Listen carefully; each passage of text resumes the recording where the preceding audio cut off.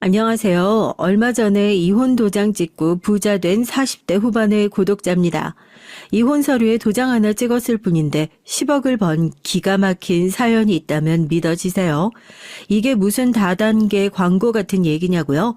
믿어지지 않으시겠지만 이건 모두 욕심에 눈이 멀어 제깨에 빠져 꽈당하고 자빠진 저희 전 시아버지와 전 남편의 멍청한 작품이랍니다. 10억이 100억 될 줄 알았던 이 두 사람은 제가 사연을 쓰고 있는 이 시점에 아마 피눈물을 쓰면서 저에게 차단당한 줄도 까맣게 모르고 장문의 반성문을 보내고 있을지도 모르겠네요. 대체 무슨 일인지 궁금하시죠? 저희 부모님은 동네에서 아주 큰 양장점을 운영하시던 분들이었습니다. 손재주 어디 안 간다고 중학교 때부터 전 교실 맨 뒤편에서 의자 하나 갖다 놓고 반 친구들 줄 세워놓고 문구용 가위 하나 들고 쉬는 시간마다 앞머리 잘라주는 걸로 미용에 입문했었죠. 수업 시간엔 볼펜 잡는 대신 선생님 눈을 피해 애들 머리 따주는 것이 더 즐거웠었고요. 아마 그때부터 제 길은 미용으로 딱 정해져 있었나 봅니다. 미용 고등학교를 진학해 강남 미용실에서 보조 일을 했어요. 그땐 앞치마만 딱 하나 하고 나면 되게 전문 미용사가 된 것 같아 뿌듯한 시절이었는데요. 현실은 매일 샴푸만 하고 눈치 보면서 머리 말리는 일이 전부였죠. 하루에 몇십 명씩 머리 감겨주고 목덜미 마사지 해주고 나면 퇴근할 때 손가락 마디가 어찌나 뻐근하던지요. 그 와중에 디자이너 선배들 커트하는 걸 옆에서 훔쳐보면서 허공에다 대고 가위질 연습도 해보고요. 첫 손님 맡았을 땐 손을 벌벌벌 떨면서 손님이 저 이러다 자기 귀 자르는 거 아니냐고 진짜 머리 만지면서 울고 웃고 참 많이도 했습니다. 그래도 이 일이 참 잘 맞았나 봐요. 사람들이 거울 보고 선생님이 해주는 머리가 제일 마음에 들어요. 선생님, 여기 아니면 다른 미용실 못 가겠어요. 거울 보고 마음에 든다고 웃을 때가 세상에서 제일 뿌듯해요.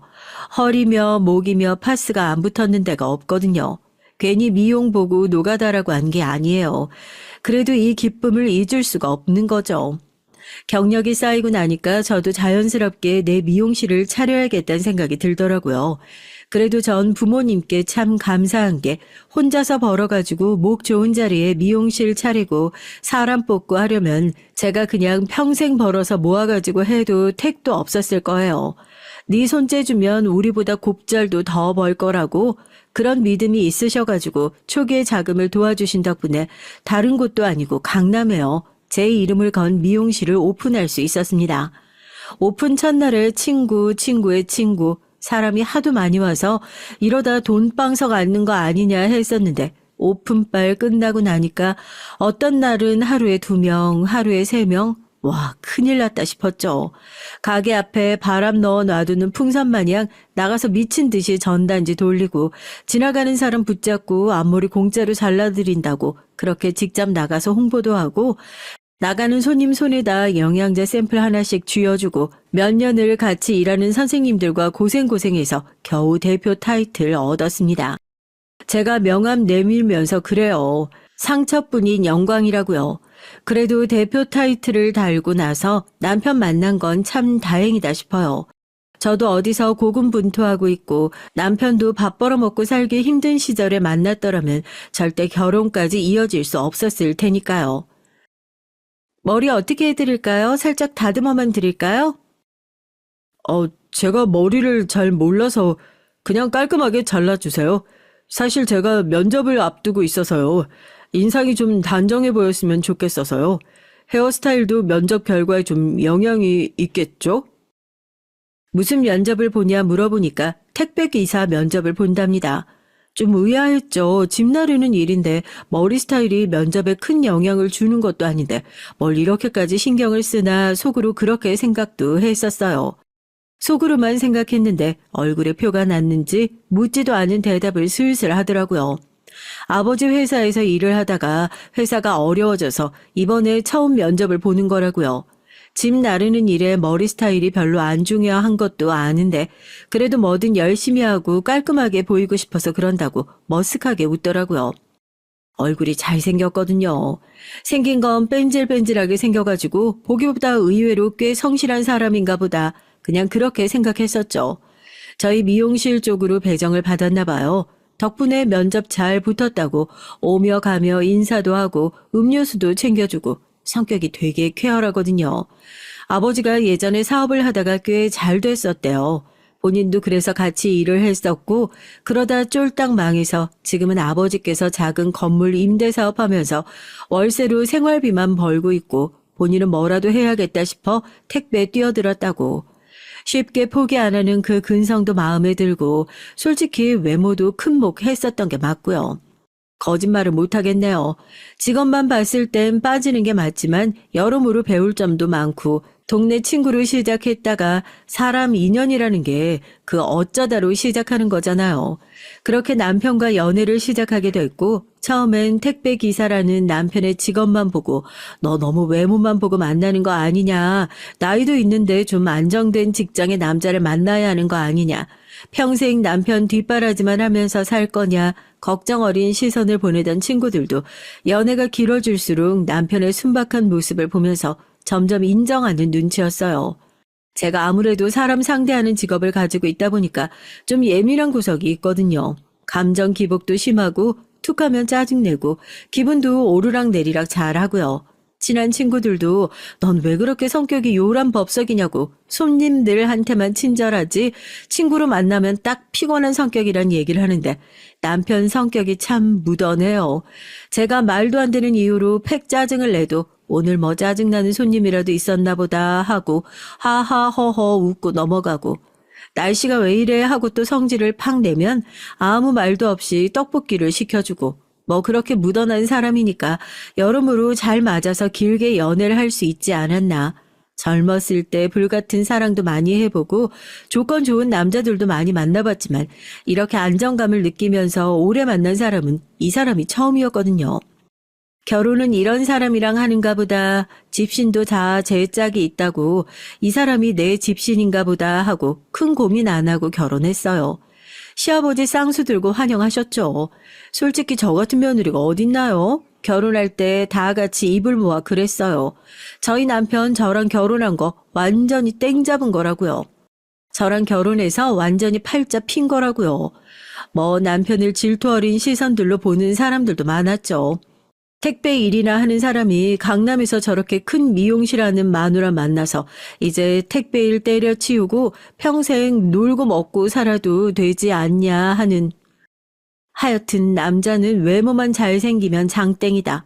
오죽하면 남편이 뭐 하는 일도 없다. 유흥업소 출신이다. 이런 말도 안 되는 소문도 있었다니까요. 호빠 출신이라나요? 기가 막혀서요. 그런데 출신이면 남편보다 더 잘생긴 놈을 만났겠죠. 그러기엔 조금 애매한 외모인데요. 남편의 성실함과 배려심, 거듭 얘기하지만 결혼 당시의 기준으로 말씀드리는 겁니다. 결혼 당시엔 어느 남편이나 가지고 있는 그런 것들이요. 경제적 차이를 넘어설 수 있는 그런 것들이 남편에겐 분명히 있었어요. 여보, 결혼도 했는데 미용실에서 할 수 있는 일들도 많고 택배 일 이제 그만하고 진짜 미용실 일 좀 도와주면 안 돼? 택배 일 60살까지 할 수 있는 것도 아니고 진짜 몸 상해. 당신이야 어렸을 때부터 미용일 꾸준히 배워가지고 이 일 하는 거지만 난 전문적으로 이 일 배운 것도 아니잖아. 결혼했다고 해서 내가 갑자기 미용실에서 카운터에라도 멀뚱히 서 있으면 사람들이 뭐라고 생각하겠어. 저거 결혼하더니 저게 내 자리 꿰찼구나 그러지. 난 그런 소리 들어도 괜찮은데 내가 그런 소리를 들으면서 당신이 노력한 거 깎아먹기 싫어서 그래. 그냥 몸 좀 힘들어도 마음 편한 게 좋아. 일이야 천천히 찾아보면 되지. 괜히 자기 때문에 제가 욕먹는 게 싫다면서 죽어도 낙하산으로 들어오기 싫다는 남편이 고마우면서도 짠했죠. 그러면서도 어떻게 하면 남편이 편한 일을 할 수 있을까 저도 열심히 머리를 굴리고 있었습니다. 역시 자기 살 길은 자기가 알아서 찾는다고요. 태풍이 한바탕 난리치고 갔던 날이 있었어요. 뭐 문 잘 닫아놓고 별일 없겠지 했는데 새벽 내내 비가 얼마나 퍼부었는지 아침에 출근해서 창고문 열어보니까 창문 실리콘 보강해놓은 게 그대로 뚫려가지고 미용 재료가 다 젖고 난리가 났더라고요. 문제는 당장 5시간 후에 헤어 모델 세팅할 때 써야 하는데 재료라는 게 골 때리는 상황이었죠. 어렵게 잡아놓은 모델인데 미용실에 완전 비상이 걸려서 여기저기 전화를 해봤는데 하필이면 또 구하기 어려운 재료라서 딱 2시간 거리에 2세트 남아있다는 걸 확인했거든요. 그런데 죄다 예약에 세팅에 재료는 있는데 막상 지금 가야 할 사람이 없는 겁니다. 여보, 위치 찍어줘. 내가 얼른 다녀올게. 갔다 오면서 어디 또 들릴 땐 없어? 남편은 제 얘기를 듣자마자 왜 진작 자기한테 말을 안 했냐고 주소부터 찍어달라고 자기 일로 바쁜데 일까지 조정해가면서 짜증 한번 내지 않고 그 먼 거리를 정말 쏜살같이 다녀왔습니다. 그뿐인가요? 아침부터 직원들 당황해서 다들 스트레스 받았을 텐데 간식 먹고 쉬엄쉬엄 하라면서 오는 길에 간식에 커피까지 사들고 왔더라고요. 일 처리도 잘해. 이런 사소한 배려심에 직원들도 대표님 결혼하느니 진짜 잘하신 것 같다. 성격이 완전 정반대신 것 같다. 이런 소리 나올 때마다 괜히 어깨가 으쓱하는 거 있죠. 여튼 이 일을 계기로 남편이 좀 달리 보이더라고요. 성실하고 책임감 있는 모습에 뭘 맡겨도 잘하겠다 싶은 거예요. 그때 제가 마침 미용 재료 법인을 준비하고 있었던 시기거든요. 전에 시아버님께서 하셨던 일도 물류, 유통 관련 일이기도 했고 남편이 이쪽 업무에 강점이 있는 것 같아서 남편한테 이쪽 일을 좀 맡겨봐야겠다 고민하고 있었는데 마침 딱 아다리가 맞아 떨어지는 것 같았죠. 저도 그래도 대표인데요. 아무리 남편이라도 싹수가 안 보인다 싶으면 애초에 법인을 맡길 생각은 하지도 못했겠죠. 그렇게 저희 남편은 택배기사 조끼를 벗어던지고 법인 이사로 탈바꿈하게 됐습니다. 속이 다 시원하더라고요. 남편한테 제대로 된 직함을 줬다는 것도 뿌듯하고 자기한테 맞는 일을 찾아준 것도 그렇고요. 뭔가 비즈니스적인 위치를 확보하면서 사람이 자신감을 얻게 된 것 같아서 저도 마누라인데 기분이 좋죠. 남들이 보는 시선이 달라지잖아요. 뭐 저기 대표 남편이 택배기사 한다더라. 취직한 거 아니냐. 이런 소리 떠들어대던 사람들 코를 콱 하고 납작하게 눌러준 것 같아서 개인적인 복수를 한 것 같아 속 시원한 것도 있었고요. 난 내 남편이 어디 가서 기죽는 거 싫어. 남들 기죽이고 다니면 다녔지. 어디 가서 돈 쓸 일 있으면 당신이 먼저 카드 내밀고 당신 얼굴이 내 얼굴이다 생각하고 그렇게 다녀? 차도 좀 바꾸고. 검소하게 사는 건 좋은데 너무 아껴도 사람들이 욕해. 난 좋은 거 두르고 다니면서 남편한테 돈 한 푼 안 쓰는 자린고비라고. 사람이 왜 그렇게 물욕이 없나? 그것도 뭐 어울려야 하고 다니는 거지. 당신이야 사람이 워낙 고급스러우니까 그런 거 하고 다녀도 잘 어울리는데 난 뭐 그런 걸 해봤어야 어울리지. 난 그렇게 좋고 예쁜 거 당신이 입었을 때 제일 잘 어울리더라. 알았어. 당신 면 살아야 한다 하니까 나도 노력할게. 워낙 소탈한 성격에 뭘 하나 사면 헤어질 때까지 입고 달아질 때까지 쓰고 차에서 덜덜거리는 소리가 나도 그랬어? 몰랐네 하는 사람이었어요.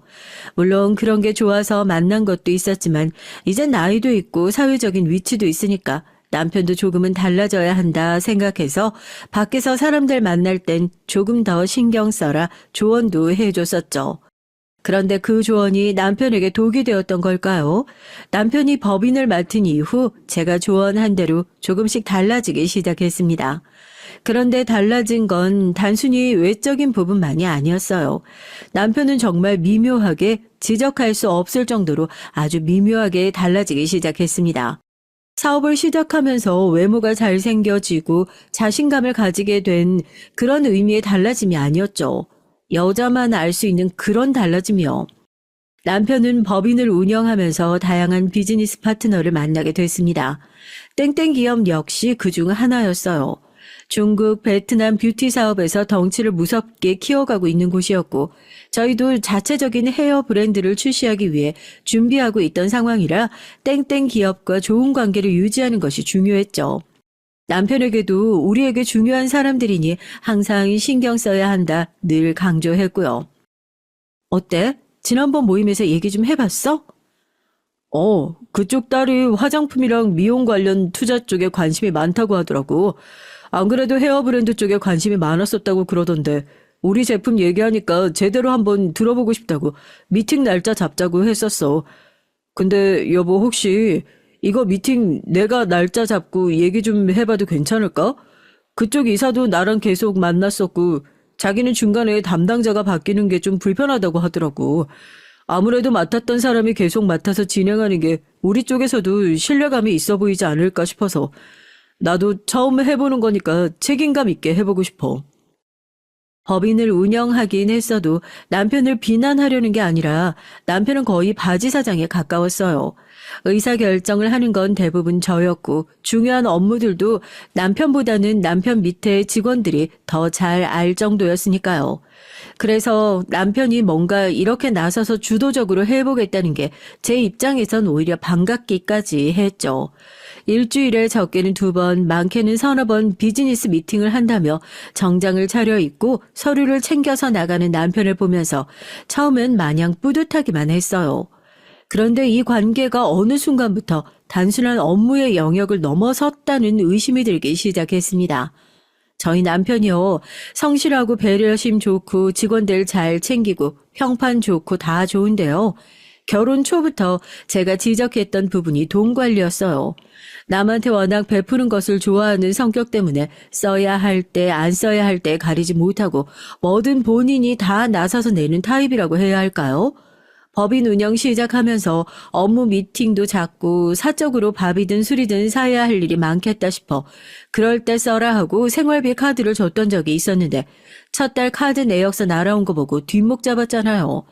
저도 미용실 운영하면서 밥이며 커피며 술이며 남들한테 아끼지 않고 대접한다고 하지만 저보다 거의 2배로 훌쩍 넘는 돈을 사용했더라고요. 그때 느꼈죠. 아, 이 사람 돈 관리 능력이 전혀 없구나. 그때부터 그냥 밥이든 술이든 법인 비용으로 지출하라고 했어요. 그러니까 확실히 자기도 눈치가 보이는지 그때부터 지출이 확실히 줄어들더라고요. 처음엔 달마다 법인에서 사용한 비용 뽑아놓고 이건 어디에 쓴 거냐, 이건 누구랑 쓴 거냐, 남편 돈 관리 해준다고 꼬치꼬치 물어보곤 했었는데 몇 개월 관리 좀 해주고 나니까 확실히 나아진 것 같아서 그 뒤론 더 안 물어봤어요. 그래도 나름 맡겨놨는데 믿어주는 것도 있어야죠. 여보, 주말에 혹시 차 쓸 일 있어? 나 이번 주말에 당신 차랑 카드 좀 빌려주면 안 될까? 주말에 이사님이랑 땡땡 기업 따님 모시고 골프장 갈 일이 있는데 괜히 법인 차량 썼다가 주말에 그거 끌고 골프장이나 왔다 갔다 한다고 사람들 사이에서 말 나올까 싶어서 이번에 밥도 내가 살 차려고 좋은 것 좀 대접해야 되는데 법인 카드 쓰기도 그렇잖아. 여기서 다들 궁금하시죠? 남편은 왜 자기 카드 안 쓰고 매번 제 카드 빌려다가 쓰냐고요. 저희 남편 자기 명의로 카드도 못 만들거든요. 시아버님 회사 쫄딱 망할 당시에 여기저기서 대출 끌어다 쓰고 개인 회생하는 바람에요. 사업하다 보면 고꾸라질 수도 있는 거고 저도 그거 가지고 면박 준 적은 없어요. 어지간하면 법인 거 가져다 써라 하죠.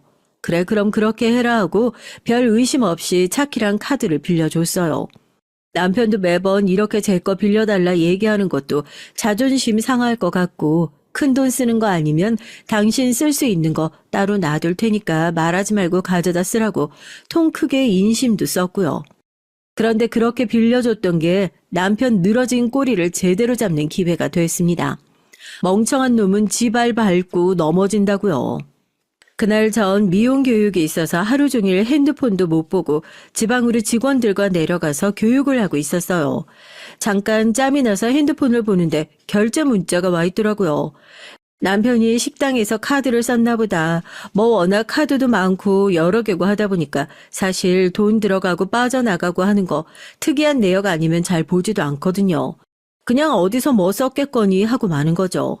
얼른 손 씻고 장갑 바꿔 끼고 다시 교육장에 들어가려고 하는데 친한 원장님한테 연락이 왔어요. 평소에 친하게 통화하고 지내는 사이는 아니어서 무슨 일 있나 하고 전화를 받았죠. 자기야, 나 섭섭하려고 그래? 우리 서로 자기 구역 들어갈 땐 보고하기로 약속한 거 아니었어? 오면 온다고 말이라도 해주지. 양평이는 어쩐 일이야? 교육 왔어? 양평에서 미용실을 하는 원장님이었거든요. 저희끼리 장난으로 자기 구역 가기 전에 서로 미리 보고하고 가자. 그런 얘기를 했었는데 뜬금없이 저한테 전화해서 양평엔 어쩐 일로 왔냐고 그런 얘기를 하는 겁니다. 저 완전히 다른 지역에 와서 교육을 하고 있는데 말이죠. 원장님 무슨 소리예요? 내가 양평에 가는데 원장님한테 보고 안 할 리가 있어? 어? 이상하다. 분명히 자기 차였는데 그 차 자기 말고 또 끌고 다니는 사람 있다고? 번호판 분명히 자기 건 거 같은데? 고스타 안 끌고 왔어? 자기야, 나도 이제 늙었나 봐. 노안이 왔나?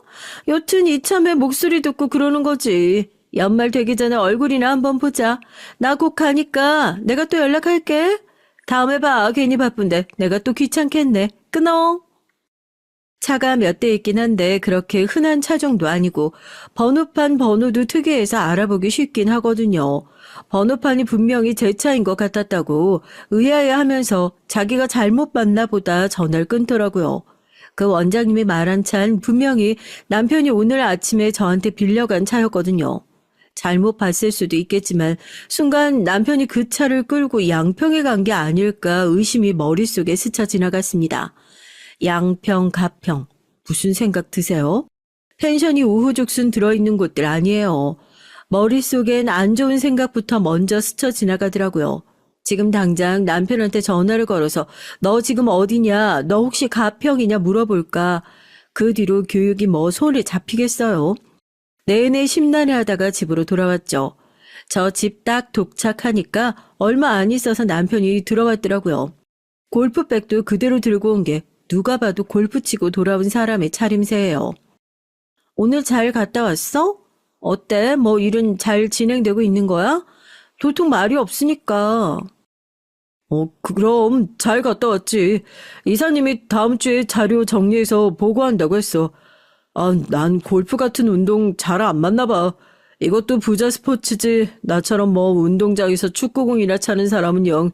당신이랑 칠 땐 그래도 괜찮았던 것 같은데 오늘은 쪽팔려 죽는 줄 알았다니까. 내가 잔디밭에 구멍을 몇 개나 냈는지. 당신은 거기 가지 마. 남편 두더지라고 소문났을걸. 투기의 너스레를 떠는 걸 보니까 내가 또 괜한 걱정을 했나 보다. 그 원장님이 잘못 봤을 수도 있는데 남편을 먼저 믿어야지. 원장님 얘기가 뭐라고 남편부터 의심했나. 남편 잘 생기면 별게 다 의심스럽다고. 나중에 내가 주말에 좀 해줄 테니까 연습 좀 하자. 얼른 씻고 쉬라고 저도 누워서 핸드폰으로 오늘 교육했던 사진들을 다시 돌려보면서 가계부를 정리하려고 오늘 카드 결제 온 것들을 다시 열어서 확인을 하고 있었죠. 그런데 오후 2시 30분 결제 내역 중에서 이상한 내역 하나가 눈에 딱 들어오는 겁니다. 아까는 신용카드 결제 내역서만 봐서 몰랐는데 남편이 챙겨간 체크카드였거든요. 당연히 카드 결제 내역이라고 생각했었는데 현금 인출 내역이더라고요. 25만 원이요. 여보, 왜 카드 결제를 안 하고 현금 인출을 했어? 아까 거기 카드 리더기가 계속 안 되더라고. 마침 옆에 인출기가 있길래 얼른 가서 현금 뽑아온다고 하고 현금 드렸지. 10,000원 남았길래 로또 샀는데 당신 한 장 줄까? 태연하게 복권까지 내미는 남편을 보면서 미심쩍은 느낌을 지울 수가 없었습니다. 카드가 안 된다고 하면 저한테 연락을 해서 이체를 했어도 될 일인데 굳이 현금 인출기까지 가서 인출을 했다는 게요. 제가 미심쩍어 하는 걸 남편도 느꼈는지 교육 중이라 괜히 연락해서 귀찮게 할까봐 그랬다. 지금 무슨 생각하는 거냐고. 혹시 뭐 내가 현금 뽑아서 어디 이상한 데라도 썼을까봐 그러는 거냐. 오히려 막 웃는 겁니다. 아무리 그래도 다음에 나한테 그냥 연락해. 그래도 내 카드인데 비밀번호 찍어서 현금 막 뽑아 쓰고 그러면 나도 그렇잖아. 계좌랑 연결되어 있는 건데. 남편이 거기까지는 생각 못했다고 다음부터는 조심하겠다고 기분 풀랍니다. 콧노래까지 부르면서 샤워를 하러 들어가는 남편. 뭔가 쎄했죠. 그리고 며칠 후 미용실에 출근했는데 법인 여직원 하나가 주변 눈치를 보더니 조심스럽게 저를 탕비실로 부르는 거예요. 왜 그러냐 물으니까 우편물 하나를 전해주더라고요. 이게 뭔가 했더니 과속 단속 우편입니다. 얼마 전에 남편이 골프 접대하러 갔던 그날 걸린 거더라고요. 우편물을 뜯어보자마자 그 자리에서 얼어붙고 말았습니다. 양평에서 서울 방면 그날 남편이 저에게 했던 얘기가 모두 거짓말이었던 거예요. 저 대표님, 대표님한테 이런 말씀 안 드리려고 했는데요. 이사님 요즘 밖에서 소문 들리는 게요. 이혼 준비하신다고 술자리에서 땡땡 기업 딸이 자기한테 다 넘어왔다. 거기 완전 자기 거나 다름없다. 이런 식으로 얘기를 하고 다니신다고. 저희 입사 때부터 대표님한테 도움 많이 받았잖아요. 너무 믿지 않으셨으면 좋겠어요. 이런 얘기하면 정말 힘드실 거 아는데 대표님이 그 인간한테 당하는 거 저희가 정말 보고 싶지 않아서 그래요. 와, 진짜 머리를 얻어맞은 것 같더라고요. 그동안 내가 봐왔던 남편은 대체 어떤 사람인가 싶고요. 거의 걷어먹였다고 해도 모자랄 판인데 이렇게 뒤통수를 치나 싶었죠. 사람이 너무 큰 충격을 받으면 눈물도 안 나와요. 오히려 반대로 웃음이 나오던데요. 기가 막혀서요. 주변 사람들은 아무것도 모르고 있는 절 보면서 무슨 생각을 했을까요? 직원 붙잡고 고맙다고 했습니다. 이제서라도 말해줘서 고맙다고요. 그때부터 믿을 만한 직원들 불러서 물어봤어요. 남편이 밖에서 뭐라고 하고 다니냐고요. 여직원 말이 사실이더라고요. 비즈니스 미팅은 다 개뻥이었습니다. 제 남편 호빠 직원이나 다름없던데요. 얘기 들어보면 거의 땡땡 기업 딸 공사 치고 다니는 수준이었습니다. 제가 준 직함, 제가 준 차, 제가 준 돈으로요. 제가 만들어준 인간이 그런 파렴치한 짓을 하고 다녔던 겁니다. 남편의 배신을 알게 된 전 어떻게 했을까요? 절대 감정적으로 대응하지 않았어요. 분노는 했지만 제 뒤통수를 친 이 인간, 어떻게 하면 다시 자기가 왔던 곳으로 되돌려 보낼 수 있을까? 원래 있어야 할 곳으로 돌려보낼 수 있을까? 세상에서 가장 냉철한 마음으로 복수를 차근차근 계획하기 시작했습니다. 왜 사람이 엄청 화가 나면 피가 차게 식는다고 하잖아요.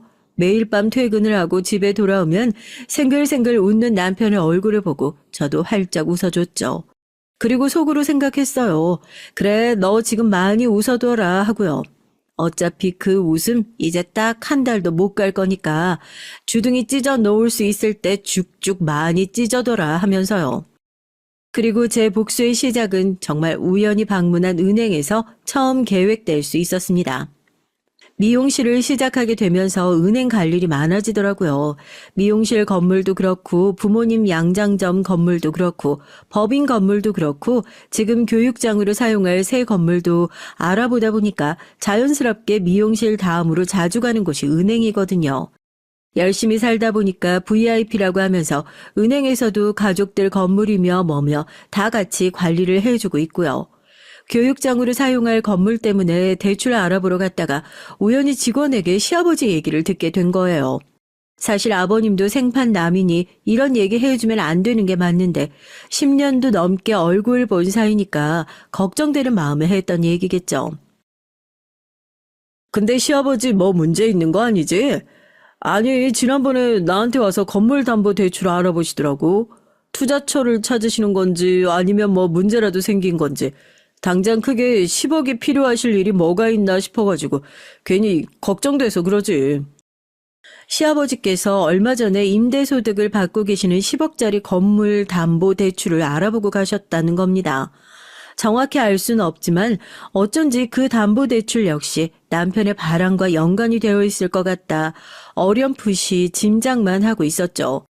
나한테 얘기했단 말 절대 하지 말아라. 은행 직원 입단속 잘 시켜놓고 거기서부터 제 복수의 계획을 차근차근 준비하기 시작했습니다. 남편 놈 바람 증거 모으는 것은 뭐 그게 제일 쉬웠죠. 법인 직원 몇 명만 모아도 끝도 없이 나오던걸요. 바지 사장이나 다름없는 남편 법인에 출근해서 일도 안 하고 하루 종일 사무실에서 핸드폰만 붙들고 그 땡땡 기업 딸내미랑 연락 주고받고 있는 정황 모으는 거야. 누워서 떡 먹기였고 회식 가서 술만 들어가면 그렇게 이혼할 거라고 노래를 부른답니다. 자기가 사주를 봤는데 처복이 좋아서 결혼만 하면 마누라 덕보고 산다고. 이제 첫 마누라 다 뜯어먹었으니 두 번째 마누라 뜯어먹을 차례라나요? 뱃돼지가 부를 대로 불렀구나. 제 수족 같은 직원들이 녹음해준 내용 들어보니 헛웃음만 나오더라고요. 원래 착했던 놈 뱃돼지를 이렇게 부풀린 게 저인 건지 아니면 원래 있던 놈인데 제가 못 알아봤던 건지 그건 저도 잘 모르겠네요. 그럼 남편이 그렇게 거의 다 넘어왔다고 노래를 부르는 땡땡 기업 딸내미 전 이 여자가 대체 누군지 그게 너무 궁금한 겁니다. 대체 얼마나 호구 같은 여자길래 내 남편 같은 모자란 인간한테 넘어올까 싶은 거죠. 명색이 땡땡기의 딸이나 되는데요. 이 사람 뒷조사를 해보려고 어디 사설 탐정 같은 데 시켜서 알아봐도 도무지 나오지를 않고 이런 사람들이 정치인을 해야겠다 싶은 거예요. 뭐 털어도 먼지 한 톨이 안 나오는 게 거기서 제 복수 진행이 꽉 막혀 있는 것 같았습니다. 남편 놈과 시아버지는 건물 담보로 대출을 받고 이혼을 한 해 만에 제 뒤통수 칠 준비를 하고 있는 것 같은데 이걸 어떻게 받아치나 머리를 굴리고 있는데 그때 저에게도 딱 기회가 찾아온 거예요. 이럴 때 제 직업이 그렇게 반가울 수가 없더라고요. 여기가 어딥니까? 강남 한복판에 있는 미용실이잖아요. 사람 머리를 만져주다 보면 사람들은 미용사에게 자기 집 곳간에서 쌀이 몇 톨이 있는지까지도 술술 털어놓게 되어 있거든요. 그렇게 온갖 소문과 루머들이 다 왔다 갔다 하는 곳이 바로 이 미용실이라는 곳이에요. 그리고 그 중에서도 강남 바닥에 주식 찌라시와 소문을 꽉 잡고 계신 분이 바로 이분이거든요. 저 정말 답답한 상황에서 무슨 은인이라도 만난 것 같은 기분이었어요. 여사님, 혹시 땡땡 기업 딸이요. 얘기 같은 거 들어보신 거 있으세요? 아유, 거긴 아주 보따리야, 보따리. 자기는 왜 갑자기 거기에 관심을 가져? 아니요, 별건 아니고 저희가 이번에 비즈니스 하나 같이 하는 게 있어서 알아두면 좀 도움이 되지 않을까 싶어서 그랬는데 뭐가 있나 싶더라고요. 알아봐도 누가 막는 것처럼 안 나와서. 비즈니스 때문에 그런다 하니 괜히 더 안 알려주시는 것 같더라고요. 자기는 그러면 못 알려준다 하시길래 제가 조심스럽게 제 얘기를 털어놨습니다. 아무래도 제 남편이 그 여자랑 바람을 피우고 있는 것 같다고요. 아시죠? 여자들끼리 또 그런 쪽에선 엄청 끈끈한 거요. 먼 년 하시더니 저한테 엄청난 대박 비밀을 하나 풀어주신 거 있죠? 자기 남편 완전히 똥 밟은 거라면서요. 지뢰들끼리 아주 잘 만났다고요. 뭐 때문에 그러냐고 하니까 놀라지 마세요. 그 여자 땡땡기업 본처 딸이 아니라 첩딸이랍니다. 그러니까 상속받을 재산이 하나도 없는 그냥 껍데기인 거죠. 저희 남편 그것도 모르고 그 여자 잡으면 완전 대박 날 거라 생각하고 열심히 공수표 날리고 있는 거예요. 완전히 헛발질 날리고 있는 줄도 모르고요. 그 얘기 듣자마자 진짜 둘이서 배꼽 잡고 웃었어요. 회장도 개 털리면 자기 쪽팔린 일밖에 없으니까 그렇게 꽁꽁 숨겨놓는 거지. 근데 지 엄마나 걔는 아주 쪽팔린 줄을 모르고 그렇게 밖에서 일 벌리고 다니는 걸 좋아한다니까. 하여튼 피는 못 속인다고 그렇게 또 유부남이랑 손뼉 치고 다니나 보네. 대단하다 대단해. 하여튼 자기가 이번에 본때 좀 보여줘. 한 방 먹으면 또 한동안 강남바닥 시끄럽겠네. 여사님 아시죠? 그년 놈들 귀에 안 들어가게 조심해 주세요. 별 걱정을 다 한다면서 미용실에서 한동안 깔깔거리고 정말 배꼽이 쏙 빠져라 웃었습니다. 곧 있으면 남편한테 이혼당할 팔자인데도 이렇게 마음 가볍게 사는 사람이 저 말고 또 있을까요? 그렇게 한 지붕 아래 살면서 남편과 전 동상이몽으로 지냈어요. 이젠 정말 때가 됐다 싶더라고요.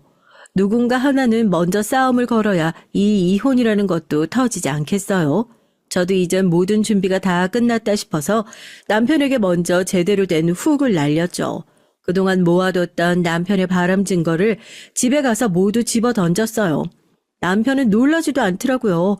언젠가 다 터질 거라고 자기는 진작에 예상했을 테니까요. 생각보다 더 뻔뻔한 태도에 이대로 보여주면 안 되겠다 싶어서 뭐 할 말 없냐고 하니까 피차 서로 더 힘들게 하지 말고 이혼이나 좀 해달랍니다. 이 정도 살았으면 서로 도리하면서 살지 않았냐고요. 미안한데 누구 좋으라고 이혼해줘? 난 너랑 절대 이혼해줄 생각 없어. 나 이혼하자고 이 증거 보여준 거 아니야. 사과받으려고 보여준 거지. 왜? 내가 너한테 이거 보여주면서 이혼하자고 그럴 줄 알았어? 나랑 이혼하고 걔한테 가는 꼴 내가 왜 봐줘? 뭐? 그게 무슨 소리야? 그럼 이 꼴 보고도 그냥 살겠다고? 이혼하자니까 이혼해준다고. 이혼 안 한다고 분명히 말했어. 너 나한테 소송 절대 못 걸어. 나한테 귀책 사유가 없는데 무슨 이유로 이혼 소송 걸 건데? 난 너랑 절대 이혼 안 할 거야. 남편은 예상치 못한 반응에 당황한 듯 했습니다.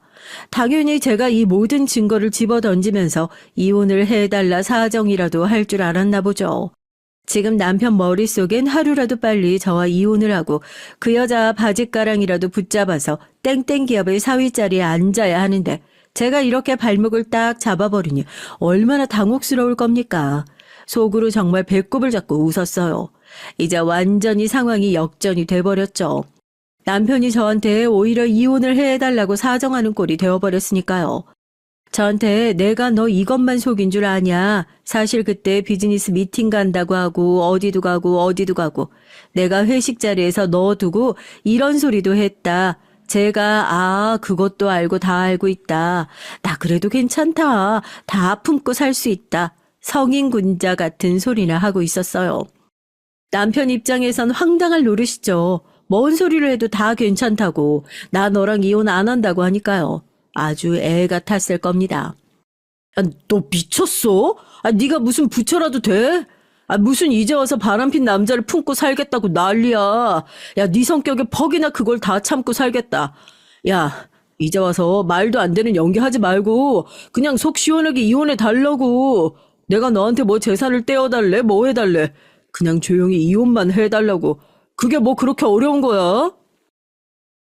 아니, 그러니까 내가 안 하고 싶다니까. 이제 와서 바람핀 남자 다 품고 살겠다고. 나도 그동안 당신한테 미안한 것도 많고 하니까 성격도 고치고 그런 것들 다 품고 살아보겠다는데 연기 아니야, 여보. 나 정말 이혼할 생각 없어. 남편은 씩씩거리면서 자리를 박차고 일어났습니다. 전 콧노래를 부르면서 다리를 까딱거리고 편안하게 잠에 들었죠. 아마 다음 날이 되면 이제 남편이 아니라 시아버지가 저를 찾아오겠거니 하고요. 그리고 다음 날 제 예상은 적중했습니다. 남편은 이제 시아버지를 대동하고 찾아왔어요. 좀 이렇게 사람들이 예상을 한 치박도 안 벗어날까요? 내가 다 자식 잘못 키운 죄다. 어떻게 자식이 바람을 피웠는데 그걸 데리고 살아달라고 할 수 있겠어? 그 새아가 내가 다 잘못했다. 아버님이 사과하실 일 아니에요. 저 이 사람한테도 얘기했지만 부부간의 일이잖아요. 부부간 연 맺었는데 그런 일도 못 참고 살면 어떻게 하겠어요. 다 이해하려고요. 남자가 살다 보면 한순간 실수도 할 수 있는 거죠. 전 연기 체질은 아닌가 봐요. 두 사람 제가 이혼 안 해줄까 봐 전전긍긍 난린데 웃음 참느라 우는 척 입 가리고 웃음 참느라 아주 혼났다니까요. 시아버지께서는 아주 끙 하면서 저한테 결국 초강수를 던지게 됐습니다. 이것 역시 제가 예상했던 수였죠. 세아가, 이건 내가 시아버지로서 못 보겠구나. 너한테 죄 짓는 것 같아 못하겠다. 내가 너한테 죄값 치른다 생각하고 10억 줄 테니까 제발 이혼 좀 해다오. 너 미용실 확장이니 뭐니 앞으로 돈 들어갈 곳도 많다고 그러지 않았니? 합의 이혼하고 법인이니 뭐니 다 건드리지도 않겠다 약속할 테니 그렇게 잘 마무리하고 서로 좋게 헤어지는 걸로 하자꾸나. 드디어 저한테도 솔깃한 제안이 나오더라고요. 저도 거기서 그게 정말이세요? 하고 솔깃한 척을 했습니다. 남편도 그제서야 그래 내가 다 포기할게 하면서 저를 더 부추겼고요. 그럼 쇠도 당김에 빼랬다고 지금 하는 얘기 다 녹음하고 얼른 합의서를 쓰자 하고 셋이 같이 공증이랑 다 받자 하고 정말 날치기처럼 했다니까요. 그동안 제가 마음 정리를 잘 하고 있어서 다행이지 이혼 서류에 도장 찍는 게 얼마나 빠르고 쉬운지 몰라요. 도장 한 번 찍고 나니까 저한테 그냥 10억이 탁 하고 꽂히는 거예요. 그동안 제가 마음고생하고 저놈 때문에 열받았던 게 정말 묵은 채증 확 내려가듯이 싹 사라지는 기분이 들었습니다. 이제 니놈들이 고생할 차례다 하고 바톤을 싹 넘겨주는 것 같은 느낌이라고나 할까요? 이 10억 아마 시아버지께서 부동산 담보로 대출받은 돈이겠죠.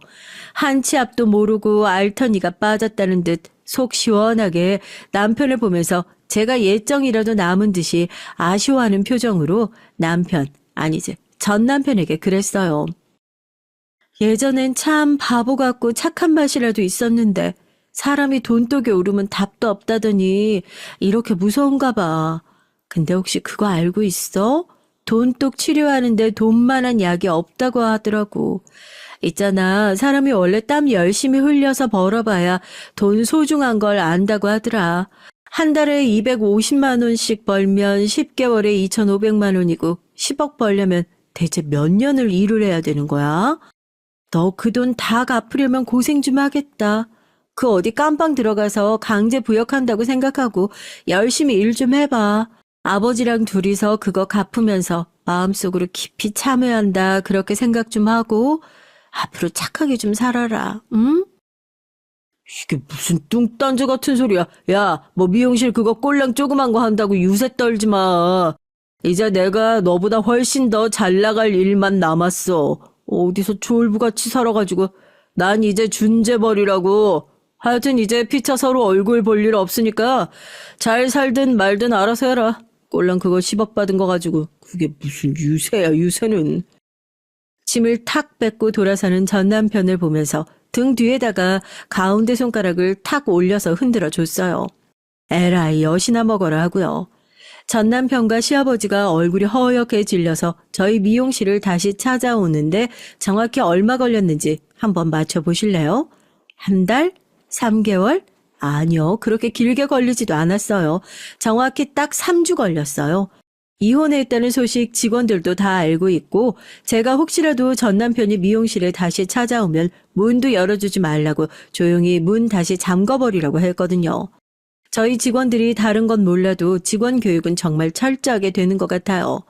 저쪽에서 사색이 되어서 뛰어오는 남편 얼굴 보이자마자 제일 나중에 들어온 막내 직원이 저거 대표님 전 남편 아니에요 하고 얼굴 확인도 하기 전에 대문 팍 하고 잠궈버리더라고요.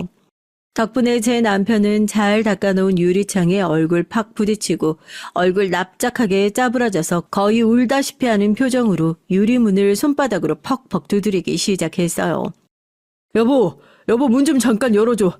내가 꼭 할 말이 있어서 그래. 잠깐만 문 좀 열고 나랑 얘기 좀 하자. 잠깐이면 돼. 내 얘기 잠깐만 들어줘, 여보. 아유, 저 진상 때문에 들어오려던 손님도 다 나가겠다. 시끄러우니까 잠깐만 문 좀 열어주라고. 뭐라고 또 난리치는지 들어보게. 문을 열어주니까 전 남편이 얼굴이 눈물 범벅이 돼서 미용실 바닥에 철푸덕 엎드리더라고요. 아마 그렇게 이혼 서류에 도장 다 찍어놓고 돌아가서 결혼을 하려고 보니까 자기도 알게 되었겠죠. 땡땡 기업딸이 본처의 딸이 아닌 첩의 딸이라는 사실을요. 상속받을 재산이라곤 단 한 푼도 없는 빈털털이라는 사실을요. 그리고 원대한 꿈을 품고 건물까지 담보로 대출받았던 그 10억은 저에게 고스란히 다 돌아오고 휴지 조각이 됐다는 걸 말입니다. 당신 혹시 알고 있었어? 뭘 알고 있어? 당신이 바람피고 있던 거? 아니면 그 여자가 첩딸이라서 물려받을 재산이 하나도 없다는 거? 아니면 당신이라 당신 아버지가 그것도 모르고 배응망덕하게 내가 아무것도 없는 당신 주워다가 법인 이사까지 만들어줬는데도 내 뒤통수 까려고 건물 담보 대출까지 받아서 10억 주고 나 내쫓으려고 둘이서 수작 부리고 있었던 거? 뭘 알고 있었냐는 거야? 어디서부터 말을 해야 될까? 전부 다 알고 있었으면 말을 해줬어야지. 어떻게 우리를 이렇게 엿먹일 수가 있어. 야, 말은 똑바로 해야지. 누가 누구를 엿먹여. 아무것도 없었던 거 여기까지 끌어올려줬던 게 나야. 은혜도 모르고 사람 배신했으면 미안해할 줄 알아야지. 끝까지 사람 배신해놓고 미안하다 한마디도 할 줄 모르는 게 이제 와서 뭐? 우리를 엿먹여? 넌 끝까지 이렇게 최악인 모습만 보여주는구나.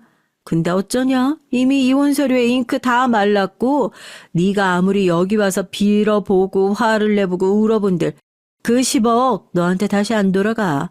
내가 말했지. 이제 앞으로 남은 인생 평생 반성하는 마음으로 니네 아버지랑 그 10억 피땀 흘려서 돈 벌어서 갚아보라고. 야, 인생 똑바로 살아. 남 등쳐먹어서 그렇게 살 생각하지 말고. 그리고 말은 똑바로 하자. 너 애들한테 그랬다며? 네 사주팔자가 뭐? 마누라 잘 만나는 사주라고? 나도 사주 한번 다시 보려고. 아무래도 내 사주팔자가 거지들 줍는 사주팔자인 것 같아서. 얘들아 멋들하니? 오늘 청소 제대로 안 한 것 같다. 미용실에 왜 이렇게 큰 쓰레기가 굴러다니니? 막내야, 얼른 쓰레기 치우고 문 닫아라. 전 남편은 망연자실해 하고 있었고 저는 창고에서 굵은 소금을 꺼내가지고 나와서 남편을 발로 쓱쓱 밀어내고 그 자리에 굵은 소금을 3개 뿌렸습니다. 가게에서 쫓겨난 남편은 그제서야 반성을 하는 척을 하면서 자기 한 번만 용서해달라고 자기가 이제 어디 가서 일을 하겠냐면서 이혼을 다시 되돌려달라는 얘기를 안 할 테니까 그럼 법인 일이라도 다시 하게 해달라고 빌기 시작했어요. 기가 막혀서 막 웃었죠. 우리 회사가 그렇게 만만해 보이냐고요. 한 번 잘린 사람은 다시 뽑을 일 없으니까 회사 붙고 싶으면 다른 회사 알아보라고 욕을 한 바가지를 해줬네요. 그렇게 저의 완벽한 복수가 막을 내렸습니다. 이젠 이혼을 하고 완전히 새로운 삶을 살고 있어요. 이제 제 손에 10억이라는 돈과 자유로운 삶이 들어오게 됐네요. 10억으로는 미용실 옆에 교육장을 짓고 미용을 공부하는 학생들을 위한 교육 공간을 만들려고 준비하고 있어요. 미용실은 이 일을 통해서 좀 더 번창하게 될 것 같고 전 남편 때문에 계속해서 겪었던 배신과 고통을 완전히 떨쳐낼 수 있지 않을까 싶습니다. 그동안 왜 결혼이라는 제도에 묶여서 남편이 있어야만 완벽한 삶이라고 생각했는지 모르겠어요. 독립적인 삶을 살아보는 연습을 좀 해보려고요. 얼마 전에 친구랑 그런 얘기를 했어요. 남편이랑 시아버지가 저를 배신했다는 걸 알게 됐을 때 정말 죽을 것 같았다고요. 내 인생이 진짜 끝난 것 같고 차라리 죽어버릴까 고민도 많이 했었다고요. 저한테 그 얘기를 알려준 것이 미용실 직원이었잖아요. 다른 게 아니라 나 빼고 다른 사람들 모두가 다 알고 있는데도 나한테 알려주지 않았다는 그 사실이 너무 쪽팔리고 한심하더라고요. 그런데 반대로 생각해보니까 그 모든 사람들이 내가 상처받지 않도록 나를 지켜주고 있었다는 사실이 너무나 고맙고 내가 이렇게 많은 사람들에게 사랑을 받고 있구나. 한편으론 그런 생각이 들더라고요. 그래서 남은 인생은 나를 사랑하고 지켜주는 사람들에게 더 잘해야겠다. 이런 사람들을 위해서 더 열심히 살아야겠다. 그런 생각을 요즘 들어 많이 하고 있어요. 제 지혜와 차분한 대응으로 모든 복수를 완성했다는 사실이 참 뿌듯하기만 합니다. 이렇게 끔찍했던 과거는 모두 뒤로 뻥 차버리고요. 새로운 삶을 시작할 준비를 해보려고요. 제 앞날에 따뜻한 햇살만이 가득하길 바라며 여러분도 행복한 인생 살아가시길 진심으로 바라겠습니다. 우리 모두 행복과 건강만 가득하길 화이팅이요. 안녕하세요. 청취자 여러분. 저는 30대 후반의 여성입니다. 결혼한 지는 6년째이고요. 남편과 아들 하나, 딸 하나를 두고 잘 살고 있습니다. 시부모님도 인자하시고 특히 시어머니는 저를 큰며느리로 아주 잘 대해주고 계시고요. 전 정말 결혼 하나는 잘한 것 같다고 1년 전까진 생각하고 있었어요. 정말 1년 전까진 말이죠. 다른 제 또래 여성분들은 10월드만 가게 되면 소화가 안 된다, 가슴이 답답하다 이런 증상을 호소하던데요. 전 그런 일이 전혀 하나도 없었어요. 집안에서 유일한 며느리였고 시부모님들이 절 너무 예뻐해 주셨거든요. 특히 시아버지께서는 시댁에 행사가 있을 때마다 이렇게 말씀하셨어요. 우리 며느린 정말 하늘이 내려준 복덩어리야. 내 생각엔 우리 맏아들이 결혼하라는 끝내주게 잘한 것 같다니까. 넌 첫인상부터 좋았어. 하나도 흠잡을 게 없는 좋은 아이야. 안 그런가 여보? 그래 맞아요. 내가 드라마에 나오는 버릇없고 못된 며느리들만 보다가 널 보면 눈이 정화되는 것 같다니까. 우리 민호가 결혼은 정말 잘했다니까. 제 자랑은 아니지만 저는 우리 어머니를 보고 자라서 그런지 정말 어른들에게 예의 바르게 잘했어요. 저희 어머니는 안동 권씨의 종부 며느리시거든요. 권씨 문중에서 효부로 이름 날리던 종부 며느리, 1년에 12번이 넘는 제사를 지내면서도 50첩 반상을 차려내시던 대단한 며느리셨습니다. 전 어렸을 때 큰 기와집의 대청마루에서 어머니가 잰 걸음으로 열심히 일하시던 모습을 보면서 자랐어요. 그래서 저도 어머니께 전 부치는 법, 나물 무치는 법 등을 초등학교 고학년 때부터 어깨 너머로 배웠죠. 제 고향은 안동이었어요. 그 커다란 고택에서 마당에서 언니랑 둘이 뛰어놀며 자랐습니다. 저희들이 노는 동안에 제 어머니는 늘 이마에 땀이 송글송글 맺힌 채 하루 종일 장독을 닦으셨고요. 할 일 없으면 장독을 닦는 게 아니라 어머니께선 그것이 하루 일과였어요. 우리 집 뒷마당엔 장독이 100개나 되었거든요. 전 그 장독들이 나중엔 어머니의 정신을 좀먹은 줄도 몰랐습니다. 그리고 전 어렸을 적엔 어머니가 안동 권씨 가문의 종부라는 것이 너무 자랑스러웠어요. 제가 아주 동네방네 소문을 다 내고 다닐 정도로요. 학교 친구들이며 만나는 사람마다 우리 엄만 종부 며느리란 말을 입에 달고 살았죠. 그런 저의 어머니가 딱 한 가지 못하신 게 있었어요. 그게 바로 대를 이을 아들을 낳는다는 아주 중요한 일이었죠. 그래서 어머니는 장독을 닦으시면서 친할머니 몰래 눈물을 훔치셨죠. 아주 자주 말이에요. 전 어머니가 저의 친할머니 몰래 뒷마당에서 우실 때마다 그게 그렇게 마음이 아프더라고요. 친할머니는 어머니가 종부 며느리로 들어와서 아들을 못 낳자 어머니를 조선시대 하녀처럼 매일매일 구박하고 미워하셨습니다. 종부 며느리라는 것이 제일 중요한 아들 낳는 걸 실패하는 것이 말이나 된다더냐? 너는 반쪽짜리다. 아주 반쪽밖에 안 되는 며느리야. 알아듣겠냐? 그러니 네 서방이 후처를 보더라도 넌 그저 찍소리도 말고 따라야 할 것이야. 네, 어머니 죄송합니다. 제가 아들을 못 낳아서요. 그저 이 집에 있게만 해주세요, 어머니. 친할머니 말대로 아버지는 뻔히 저희 어머니가 계신데도 옛날 말로 첩을 들이셨어요. 아버지는 어머니를 사랑하셨지만 안동 권씨의 장손으로서 아들을 낳아 대를 이어야 한다는 제 할머니의 강한 염원 때문에 어쩔 수 없이 결혼을 2번 하셨습니다. 처음엔 아버지의 후처를 아주 돌보듯 하시던 아버지도 젊고 예쁜 여자가 집안을 왔다 갔다 하니 마음이 점점 그 여자에게 기울어가는 걸 어머니는 느끼셨다고 하네요. 그럴수록 어머니는 집안일에 더욱 매진하셨고요. 1년이 지나자 아버지의 후처는 아들을 임신했고 친할머니는 뱃속 아기가 아들이라는 것을 알자마자 그 여자에게 100만 원을 주시면서 하고 싶은 거 다 하고 사고 싶은 거 다 사라고 하셨다고 하네요. 여러분도 그때 돈 100만 원이면 지금 한 500만 원 정도 가지는 거라고 알고 계실 거예요. 그렇게 손톱이 다 닳도록 일만 한 어머니껜 아무것도 주지 않던 구두쇠 같은 할머니가 그 여자에게 큰 돈을 주자 아버지도 이번엔 할머니가 좀 심하셨다 싶었는지 어머니께 따로 예쁜 옷을 한 벌 해주셨습니다. 그런데 그게 어쩌다가 친할머니에게 발각이 되고 만 것이었죠. 아마도 아버지의 후처라는 그 여자가 할머니께 일러 바친 듯 했습니다. 친할머니는 아버지가 사주신 엄마의 고운 양장을 마당에 버리고 발로 지근지근 밟으면서 어머니께 소리치셨어요. 아들 하나도 생산 못한 년이 어디 낫바닥을 뻔뻔히 쳐들고 남편에게 옷을 받아 입어? 행여 애비가 해준다고 하더라도 거절했어야지.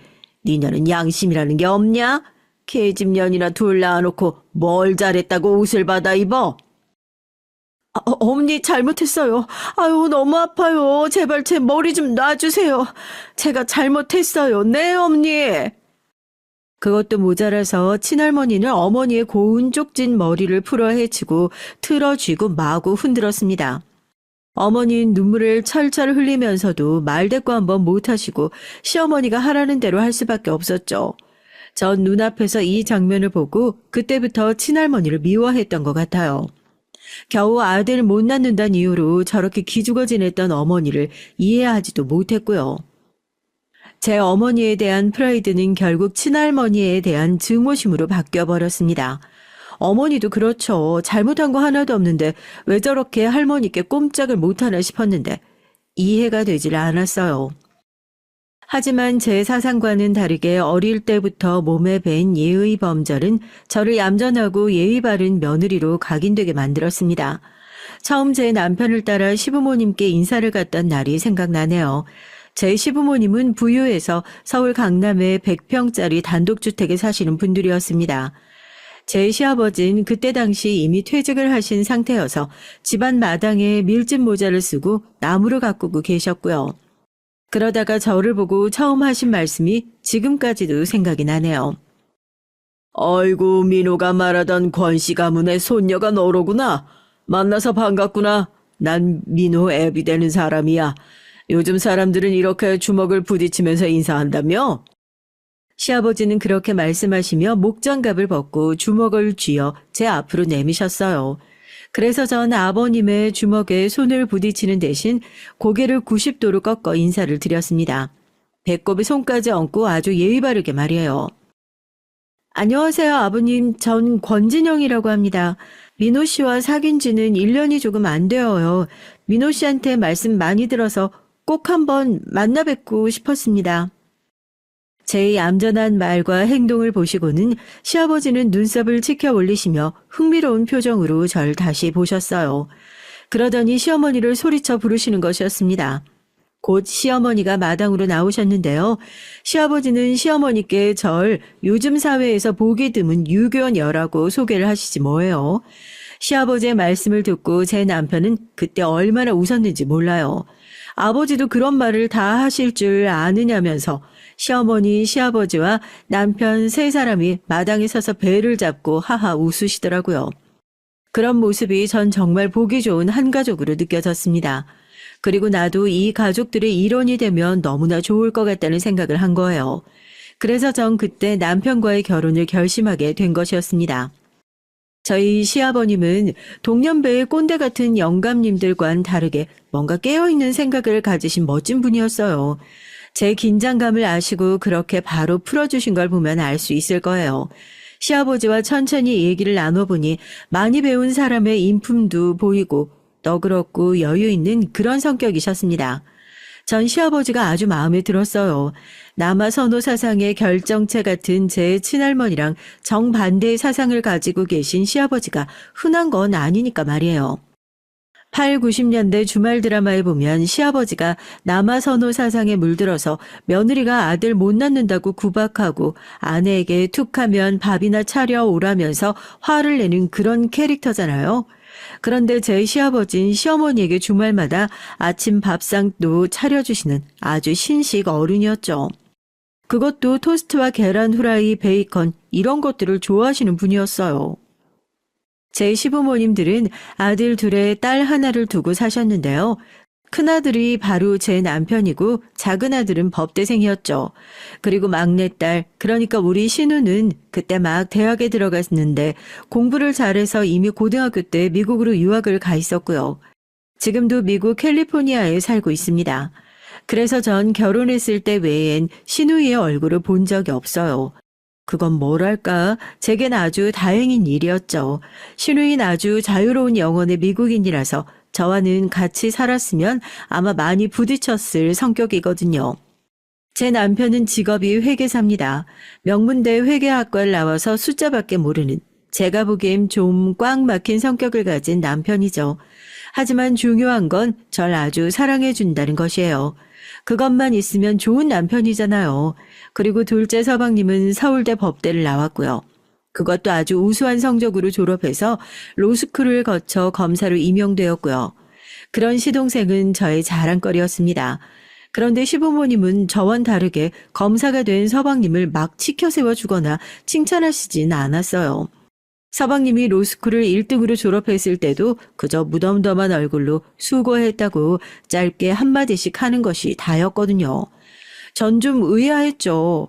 여러분들도 이상하시죠? 만약 제 아들이 서울대 법대생의 로스쿨까지 나와서 검사가 되었다고 한다면 전 어디든 그걸 말하지 않고는 못 베길 성격이거든요. 하지만 시부모님은 그러시지 않았습니다. 그저 당연한 듯이 둘째 도련님에게도 이제 검사돼서 사회에 나왔으니까 네 밥벌이는 해야 한다고 하시면서 바로 용돈부터 끊으시더라고요. 대학 다닐 땐 공부만 해야 한다고 한 달에 50만 원씩 돈을 주셨었거든요. 그런데 그 돈부터 바로 끊으시더니 취직했으니 이제 집에서도 나가라고 바로 내쫓으시더라고요. 그런데 남편도 그런 시부모님들을 보기만 하고 있는 거예요. 전 하루는 시아버지의 생각이 이해가 안 돼서 남편에게 물어봤을 정도였죠. 아니, 아버님 말이야. 도련님이 친아들이 아니야? 왜 당신한텐 결혼할 때까지 집에서 사는 거 허락하시더니 도련님이 검사 되자마자 쫓아내셔? 도련님이 뭐 잘못하기라도 했나? 그게 아니야. 난 사실 내 고집으로 우리 엄마 아빠 집에 얹혀 산 거나 마찬가지야. 우리 부모님은 대학만 졸업하면 그냥 집에서 독립을 해야 한다는 주의시거든. 그런데 난 부모님과 헤어지기 싫어서 내 고집으로 우리 본가에서 살다가 자기랑 결혼해서 나왔지. 나 거기 살면서 하숙생처럼 눈치 보고 부모님한테 생활비 꼬박꼬박 드렸어. 우리 아버진 그런 사람이야. 자식한테도 가차 없는 그런 스타일. 뭔지 알겠지? 그제서야 전 평소에 느꼈던 시아버지의 쿨함이 아주 잘 이해가 되었어요. 자식에게 큰 기대를 하지 않았으니 부담도 줄 필요가 없는 것이고 부담이 없었으니 둘째 도련님이 그렇게 쉽게 서울대에 들어갔을 테죠. 시부모님은 자식들에게 커가면서 공부해라 하는 잔소리를 일절 단 한 번도 하신 적이 없다고 합니다. 그것조차 그 애들의 인생에 간섭하는 것이라면서 극도로 싫어하셨다고 하네요. 그러니 애들이 얼마나 스트레스 없이 자유롭게 잘 컸을까요? 전 이런 분위기의 시댁을 제 친정과 비교를 안 할래야 안 할 수가 없었거든요. 그도 그럴 것이 우리 친할머니는 맨날 하시는 말씀이 이거였거든요. 기집 애들이 많이 배워봐야 말이나 안 듣지. 네 언니도 그렇고 너도 대학은 갈 필요 없어. 대학은 우리 손자만 가면 되는 거다. 우리 손자는 앞으로 권시문중을 이끌어 나갈 장손이니까. 이런 차별적이고 경직된 안동 권씨 가문에서 자라난 전 뭘 해도 안 될 거라는 부정적인 성격을 가지게 됐어요. 하지만 그런 건 사회에 나와서 잘 포장하고 살았죠. 그래서 남편을 만날 수 있었던 것일지도 모르겠네요. 제 속 안에 들어있는 부정적인 감정과 성격들은 남편을 만날 땐 한 번도 내보인 적이 없었거든요. 그런데 그 부정적인 감정을 꼭 드러낼 수밖에 없도록 만든 사람이 있었습니다. 제가 고발하려는 사람인데요. 그 사람은 바로 둘째 서방님의 아내인 제 동서예요. 오늘 사연의 주인공이기도 하고요. 전 사실 제 동서 때문에 너무나도 열이 받고 화가 나서 이 사연을 쓰게 된 건데요. 그럼 지금부터 동서에 대한 얘기를 시작해 볼게요. 빌런은 지금부터 나오니까 여러분 귀 잘 열고 들어주시기 바랍니다. 저와 동서는 우리 시댁과 같이 친정이 강남에 있는 큰 부잣집 딸이었습니다. 그래서 그런 건진 몰라도 처음 봤을 때부터 버릇이 없고 시댁 알기를 좀 우습게 하는 여자였어요. 제가 동서를 1년 정도 객관적으로 본 결과니까 오해할 일은 없으시길 바랄게요. 그런데 둘째 도련님은 평소엔 날카롭고 지적이신데 제 동서 같은 여자랑 결혼한 걸 보면 정말 허당인 건 분명한 것 같아요. 게다가 동선 무서운 비밀을 가지고 있었는데요. 그건 나중에 차차 말씀드리기로 하고요. 제가 동서를 처음 본 건 도련님이 결혼할 여자라면서 동서를 데리고 시댁을 방문했을 때였어요. 그땐 동서도 처음 본 시아버지, 시어머니가 어렵긴 했는지 조금 주눅이 들어있더라고요. 그래서 제가 동서의 본성을 파악하는 데 시간이 조금 걸린지도 모르겠습니다. 하여튼 도련님의 여자친구일 땐 분명 동서에게 별 문제가 없었거든요. 그런데 서방님과 결혼을 하고 나서부터 저와 동서 사이의 관계가 삐걱거리기 시작했습니다. 동서는 자기 친정에서 외동딸로 자라났다고 하더라고요. 그래서였는진 모르겠어요. 동서의 친정 어머닌 동서의 말이라면 꼼짝을 못할 정도로 벌벌 떨면서 동서가 뭐라고 하든 들어줬습니다. 그러지 않으면 동서는 자기 친정 아버지를 부추겨서 어머니에게 벌을 내리라고 했다고 하더라고요. 아니, 어쩌면 자기 부모님을 그렇게까지 마음대로 조종할 수 있는 건지 저로선 이해가 가지 않았어요. 그게 진정한 부모 자식 사이인가요? 전 그 말을 나중에 전해 듣고 동서의 친정 엄마가 피해를 받았을까 진심으로 걱정이 되더라고요. 누구와 물건을 같이 나눌 일도 없었고 마음도 나누지 않았었으니 동서는 배려라는 감정을 살면서 학습할 기회가 많지 않았겠구나 하는 생각이 들었습니다. 하지만 그렇다고 해서 5살이나 어린 그 여자가 절 우습게 보고 막말하는 건 좀 아니죠. 그건 정말 용서가 안 되더라고요. 그래서 전 동서가 저에게 한 말들과 행동을 전부 다 녹음을 해두고 있다가 시아버님에게 말했어요. 그 결과 동서의 상황이 어떻게 되었는지 상상이 가시나요? 그 시원한 사이다 얘기는 나중을 위해서 아껴둘게요. 우선 우리 둘째 도련님이 동서를 시댁에 데리고 온 날부터 얘기해 보겠습니다. 그때 전 첫째 아들을 임신하고 있었어요.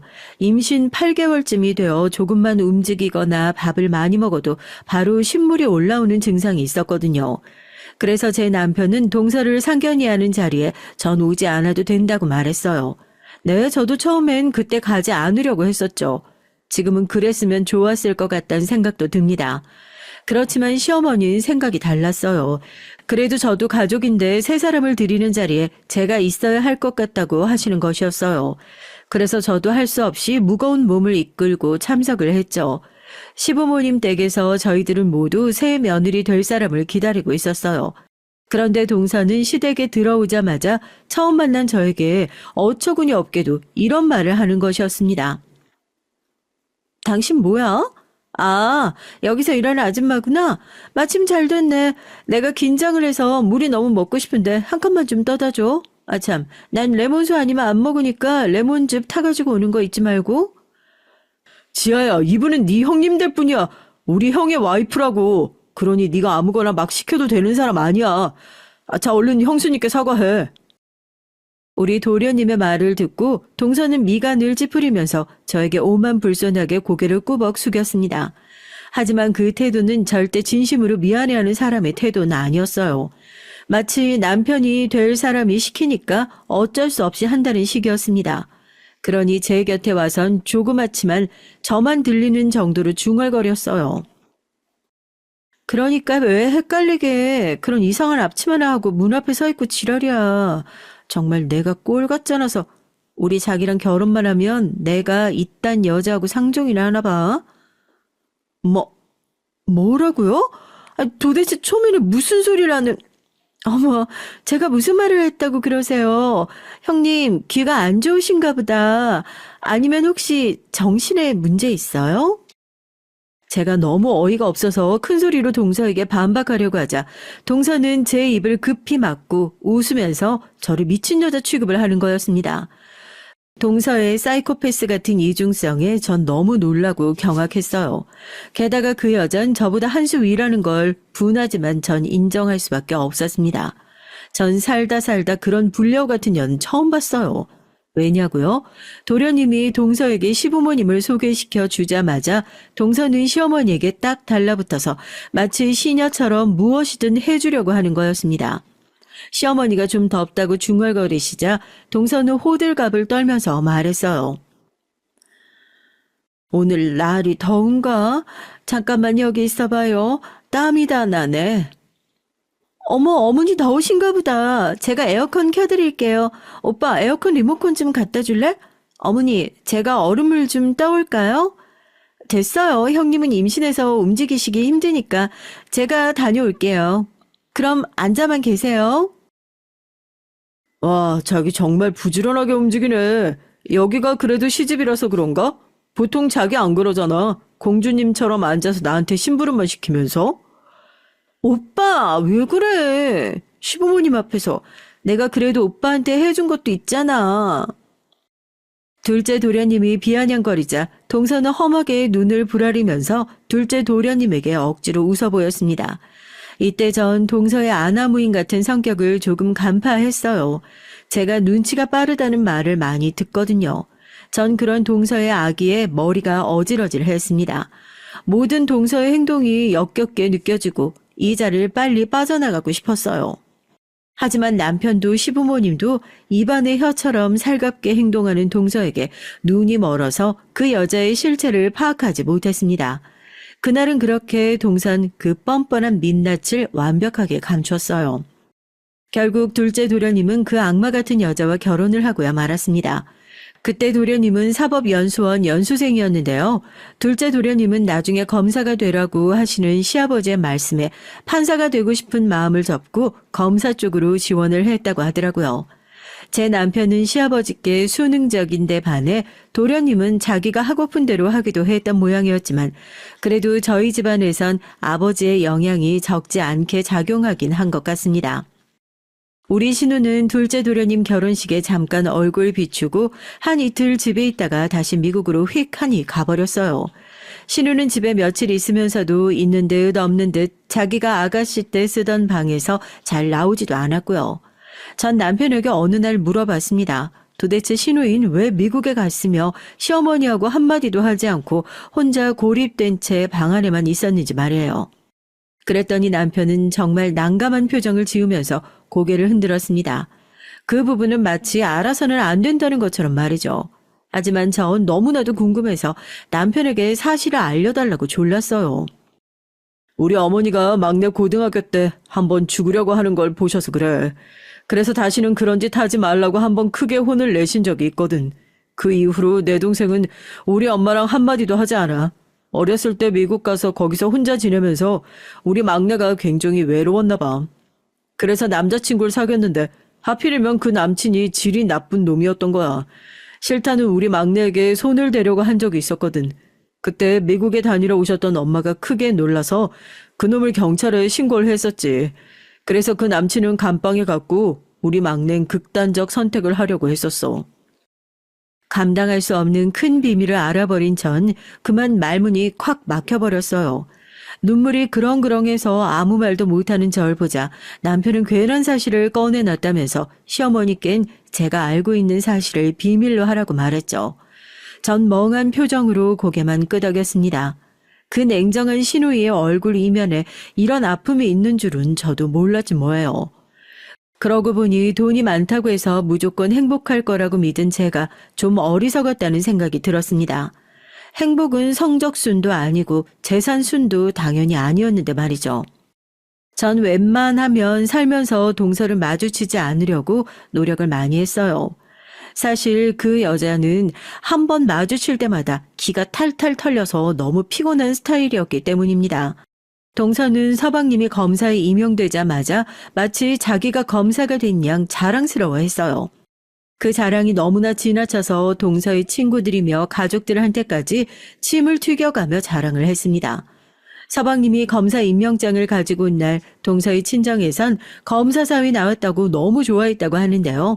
우리 서방님의 장모님은 깔끔한 이태리째 양복을 한 벌 해줄 정도로 그렇게 검사사위가 마음에 들었다고 하네요.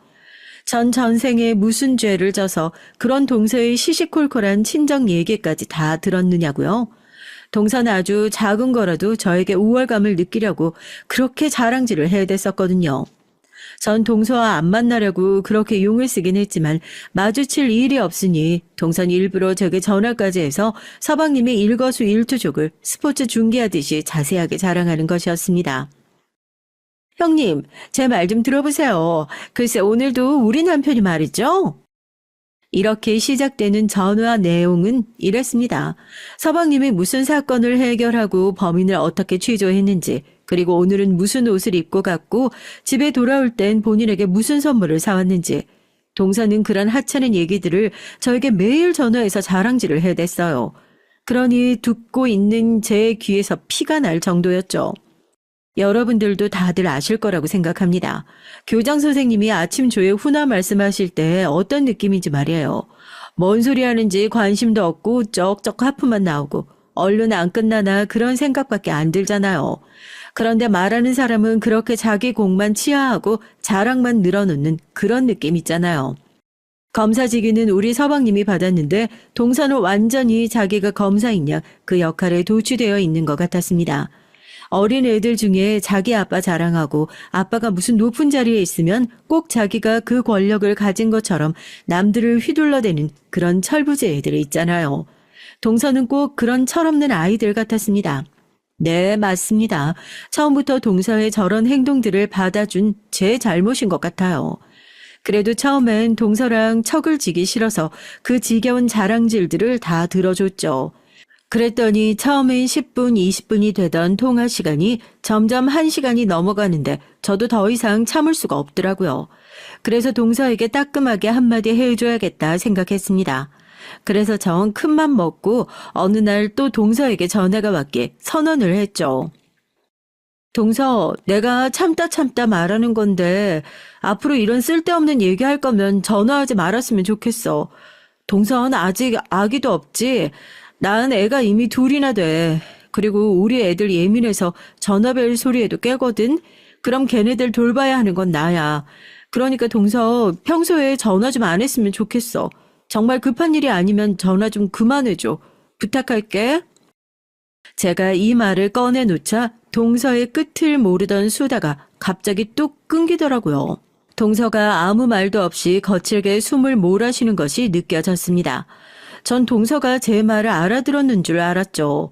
안도하면서 전화를 끊으려고 할 때 동서가 갑자기 소리를 꽥 하고 지르는 것이었어요. 뭐라고요? 나 참 어이가 없어서 서민 주제에 니년이 뭐라고 형님 행세야? 이 미친년아. 어디서 내가 얘기하는 것에 토를 달아? 그딴 식으로 해봐. 내가 우리 남편에게 너 어떻게 말하는지 두고 봐. 나한테 잘 보여야 그 목숨 그리고 그 형님 지위 유지할 수 있는 거 몰라? 앞으로 많이 곤란해질 거야. 그렇게만 알아둬. 동서의 그 미친 듯한 발언에 저 역시 어이가 없었습니다. 제가 뭐라고 반박을 하려고 했는데 그 틈도 안 주고 동선 전화를 일방적으로 끊어버리더라고요. 어쨌든 전 소기의 목적을 달성한 것 같았어요. 그 이후 지겹던 동서의 전화와 자랑질은 뚝 끊어졌으니까요. 그 대신 전 시댁에 갈 때마다 동서의 교묘한 괴롭힘에 시달리게 됐습니다. 동선 어디선가 학창시절에 일진 노릇을 꼭 해본 사람처럼 굴었어요. 마치 힘없고 소심한 학생을 괴롭히듯이 시부모님이 안 보는 틈을 타서 동선 저에게 그리고 제 애들에게 해코지를 했습니다. 3살 된 제 아들의 꿀밤을 아무도 안 볼 때 때린다든지 침대에서 밀어버리는 건 예사였고요. 제가 시댁에서 저녁 설거지를 할 때 옆에 와서 프라이팬에 담긴 고기 구운 기름을 다 헹궈 놓은 그릇에다 뿌리는 등 그런 사소한 짓거리를 실수인 척하면서 해댔습니다. 전 그게 동서의 실수가 아니란 것쯤은 금방 알 수 있었죠.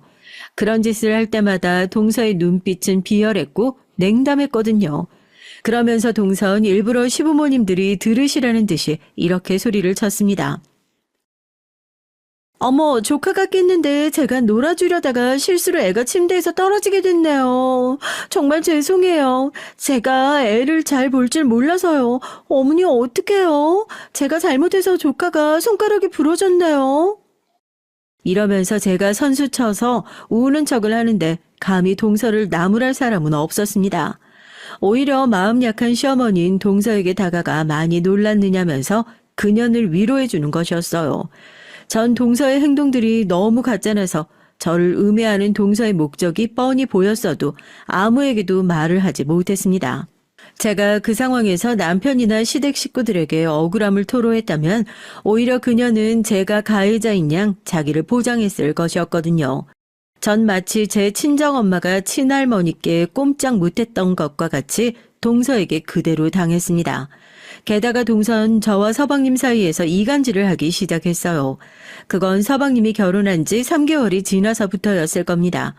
동서와 결혼하기 전 저와 서방님은 주말마다 시댁에서 만나 살갑게 인사를 하는 사이였어요.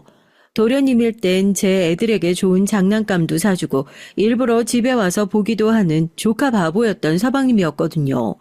동서가 도대체 무슨 말을 했는지 몰라도 어쩌다가 시댁에 와서 시부모님과 대화를 할 때 저와 남편을 안 좋게 얘기하기 시작했어요.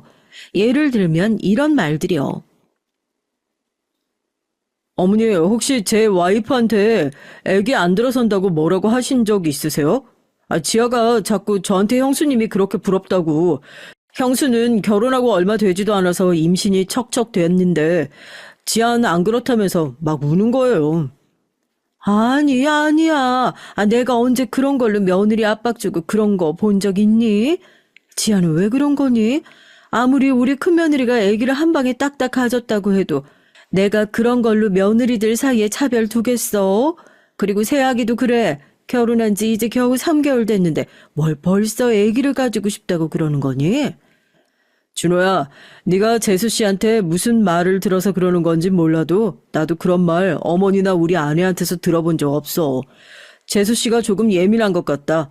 그러니까 조급하게 생각하지 말고 기다려봐. 너희들도 금방 애기 생길 거야. 서방님에게 그 말을 들은 시어머니는 펄쩍 뛰시면서 부정을 했어요. 그랬더니 서방님 절 의심의 눈초리로 바라보는 것이었습니다. 아, 물론 저도 억울하다고 했죠. 그런 생각 한 번도 한 적 없고 동서한테 그런 걸로 핀잔한 적도 없다고 아무리 말을 해도 서방님은 동서에게 단단히 세뇌가 됐는지 진실이 안 보였나 봐요. 남편이 제 역성을 들어주자 그 옆에서 동선 눈을 여우처럼 흘기면서 제 남편을 무섭게 바라보는 것이었습니다. 서방님은 입을 꾹 다물더니 동서의 손을 끌고 저녁도 안 먹고 시댁을 박차고 나가버렸고요. 남은 가족들은 그저 어안이 벙벙해서 팔을 벌리고 어깨를 으쓱했을 뿐입니다. 그 후로도 저를 향한 동서의 집요한 괴롭힘은 끝을 모르고 계속됐어요. 애들 육아하기도 힘에 부치는데 자꾸 동서와 이것저것 부딪히는 일이 잦아지자 전 인내심의 한계가 찾아왔습니다. 1년에 몇 번이나 부딪히겠냐고 안일하게 생각했던 제가 어리석었어요. 왜냐하면 시어머니는 아들 둘 다 장가를 보내고 나서 부쩍 외로워하시면서 한 달에 2번은 본인이 저녁 준비를 할 테니 집에 와서 저녁을 먹고 가라고 하셨거든요. 유교녀 큰며느리로서 어머니께 반항할 수도 없고 그저 울면서 겨자 먹기로 2주마다 토요일에 시댁에서 저녁 먹는 모임이 시작됐습니다. 동성 그때마다 몸만 와서 밥만 쏙 먹고 서방님과 영화를 보러 간다든지 시댁 근처 압구정 번화가에 둘이서만 데이트랍시고 나가서 놀다 봤고요. 당연히 그 산더미 같은 설거지랑 과일 깎긴 모두 제 몫이 됐었고요. 시아버진 제가 설거지를 하고 있으면 허허 웃으시면서 옆에 다가와서 그릇을 같이 씻어 주셨습니다. 그러면서 큰며느리 노릇하기 쉽지 않다면서 절 위로해 주셨고요. 그런 따뜻한 말을 들으면 전 더 울컥했어요. 그 몇 개월간 전 아버님 덕분에 폭발하지 않고 지낼 수 있었습니다. 그러나 동선 시댁에서 저를 괴롭히기에 여의치가 않자 이번엔 카톡방에서 저를 괴롭히기 시작했습니다. 매일 저녁에 카톡을 보내서 별것도 아닌 욕을 한다든지 잠을 못 자게 폭탄 문자를 예약해서 저를 힘들게 하기 시작했어요. 동서는 그런 카톡 감옥이 전화보다 편하고 아무에게도 들키지 않을 거라고 생각을 했나 봐요. 전 동서가 제게 보낸 욕설이 가득한 카톡을 화면 캡처해서 다 모아뒀습니다. 그리고 동서가 서방님이 일하러 나가는 동안 뭘 하는지 알아봐 달라고 흥신소에 의뢰를 해두었죠. 저 역시 가만히 있다간 완전히 동서의 따까리가 되어 평생 괴롭힘을 당하다 정신병에 걸릴 것 같았거든요. 그랬더니 전 드디어 동서의 엄청난 비밀과 약점을 알아낼 수 있었습니다. 동서는 글쎄 서방님과 결혼하기 전에 더럽게 놀던 남자친구가 있었더라고요. 그런데 결혼하고 얼마 안 되어 그 남자친구가 연락을 해왔다고 하더군요. 동서는 그 사람과 몰래 만나서 서울 외곽에 있는 모텔에서 바람을 피우고 있었던 것이었습니다. 일주일에 한 번씩 동서는 짙은 선글라스를 끼고 어디론가 외출을 했어요. 집에서 조금 떨어진 버스 정류장에서 그 남자가 차를 타고 기다리고 있었고 동서는 그 차를 타고 서울 바깥으로 나갔다고 합니다. 전 흥신소에 되도록 많은 사진을 찍어달라고 부탁을 했어요. 둘이 모텔에서 나오는 사진이 많으면 많을수록 좋다고 말했죠. 흥신소에선 돈을 받은 만큼 아주 일을 만족스럽게 잘 해줬습니다. 동서의 불륜 증거가 담긴 사진들이 100장이 넘어가자 전 드디어 그 사실을 터뜨려야겠다고 결심했어요. 그러나 서방님을 만나기 전에 전 그 사진들과 제 핸드폰에 캡처된 동서의 욕이 가득 찬 카톡을 들고 시아버님을 먼저 만났습니다. 시아버지는 제가 1대1로 만남을 청해오자 조금 의아하셨나 봐요. 집으로 오지 않고 밖에 있는 카페에서 만나자고 말씀을 드렸거든요. 그래? 무슨 일인가? 우리 큰며느리가 이 시애비를 밖에서 다 보자고 하고. 아버님, 제가 지금부터 드릴 얘기를 듣고 놀라지 마세요. 사실 제가 동서에 대해서 알아본 게 조금 있는데요. 전 아버님의 눈앞에 동서의 불륜 사실을 뒷받침할 증거와 그동안 저에게 했던 전화 녹음 내용, 제 욕이 가득 쓰여진 카톡 내용을 전부 보여드렸습니다. 그 사진들을 직접 보신 후 당연히 시아버지는 극대노하셨어요. 아버님은 화난 얼굴로 당장 동서에게 전화를 걸어 저녁에 시댁으로 오라고 말씀하셨죠. 하지만 동서에게 전화하실 땐 아무렇지 않은 톤으로 말씀하셨습니다. 그리고는 제 어깨를 두드리면서 걱정 말라고 아버님이 본인의 선에서 해결하시겠다고 하셨어요. 그 운명의 저녁이 다가왔습니다. 전 되도록 불쌍해 보이게 아무 꾸밈도 없이 맨 얼굴로 시댁에 갔어요. 영문을 몰랐던 남편은 아버지가 갑자기 왜 호출을 하시냐고 하면서 조금 볼멘 소리를 했습니다. 사실 그날 저녁에 집에 일찍 퇴근한 남편은 치킨에 맥주 한잔 하면서 유럽 축구 경기를 보기로 했었거든요. 하지만 전 남편에게 꼭 같이 가야 한다고 축구보다 더 중요한 경기가 있다고 말했습니다.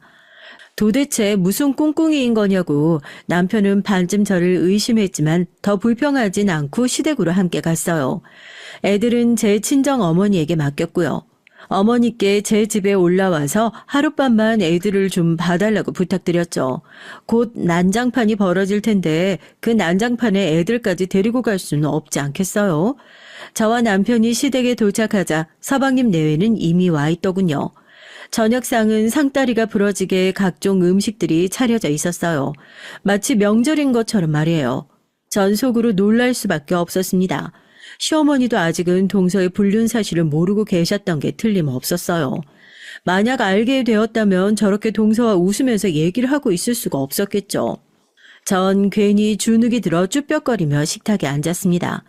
밥 먹는 그 순간이 정말 10년처럼 길게 느껴지더라고요.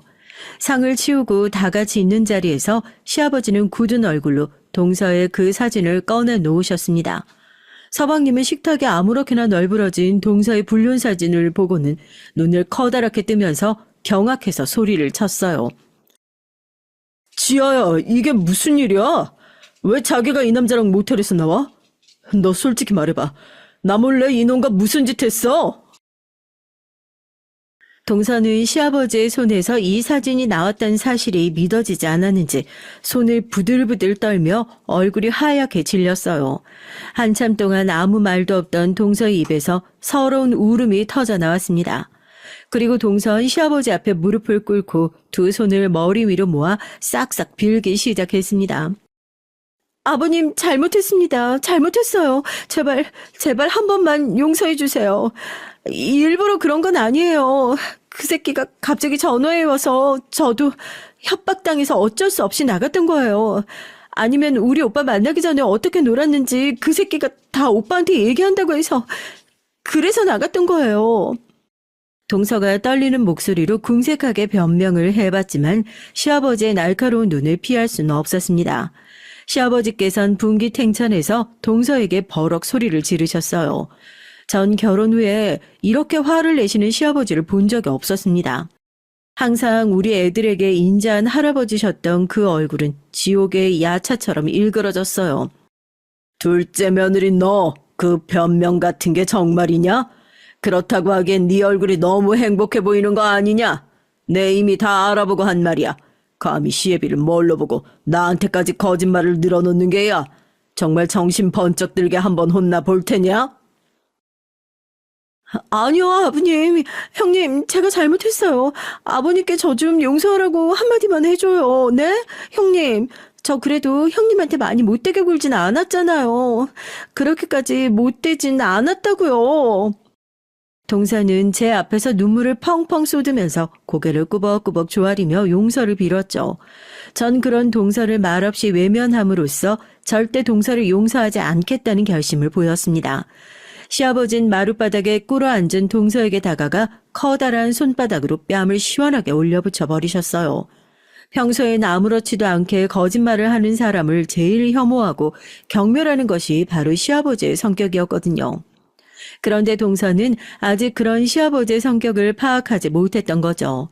동서는 설마 아버님이 뺨을 때리실 것까진 예상을 못했는지 눈물 범벅인 눈을 크게 뜨고 시아버지를 바라보고만 있었습니다. 곧이어 시아버지는 동서에게 한마디 한마디 힘주어 말씀하셨죠. 그런데다가 둘째 네가 뭐라고 우리 큰며느리한테 이런 끔찍한 짓을 했어? 얼른 진영이에게 잘못했다고 더 빌어. 위아래도 없이 말이야. 어디 감히 집안 막내가 되어가지고 이런 못된 짓을 할 수가 있니? 이 애는 네 형님이야. 우리 집안 큰며느리라고. 안 되겠다. 내 너희 부모님을 호출해야겠어. 그리고 너 어서 우리 준호랑 헤어져라. 그렇게밖에 이 일을 해결할 길이 없다. 내 예전에 가정법원 판사였을 적에 이런 일들을 많이 봤지. 그 지경에 가서 이혼한 부부들은 절대로 다시 재결합 자체가 안 됐어.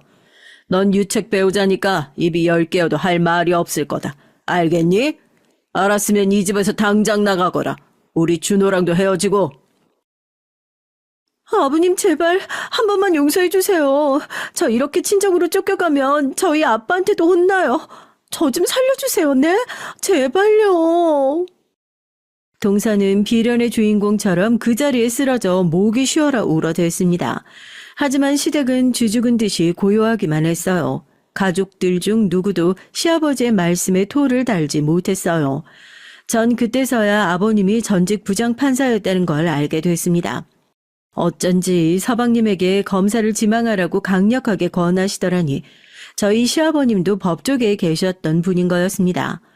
그렇게 시아버지께서 저 대신에 동서에게 시원한 사이다 복수를 해주신 덕분이었을까요? 전 너무너무 속이 시원해서 10년 묵었던 채증이 확 내려가는 걸 느꼈습니다. 반대로 우리 서방님은 패닉 상태가 되어 쓰러져 있는 동서를 수습해서 아버님 댁에서 달아나듯 집으로 가버렸고요. 그 후엔 어떻게 됐냐고요? 당연한 수순으로 서방님과 동선 이혼을 하고 말았습니다. 시아버님이 후배 판사님에게 부탁해서 초고속으로 이혼 수속을 밟아달라고 하셨다고 하더라고요. 동선은 유책 배우자니까 서방님은 동선의 집안에서 위자료를 받았고 둘 사이에 다행히 아이는 없어서 깨끗하게 이혼이 성립됐습니다. 동서는 그 후에 자기 집에서 한번 극단적 선택을 하려고 했다더군요. 동서의 부모님은 그 사실을 가지고 제 시아버지를 협박하려는 듯이 집까지 찾아와 막말을 하셨다고 합니다.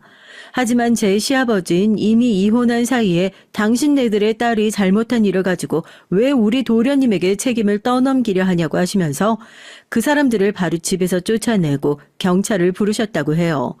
시아버지는 한 번 아니라고 생각되면 칼같이 끊어내시는 성격이셨거든요. 전 이번에 동서의 불륜과 서방님의 이혼 사건으로 시아버님이 의외로 냉정한 성격을 가졌다는 것과 잘못된 일엔 무관용한 면을 보게 됐죠. 그 화살이 그땐 동서를 향해 있었기 때문에 다행이었어요.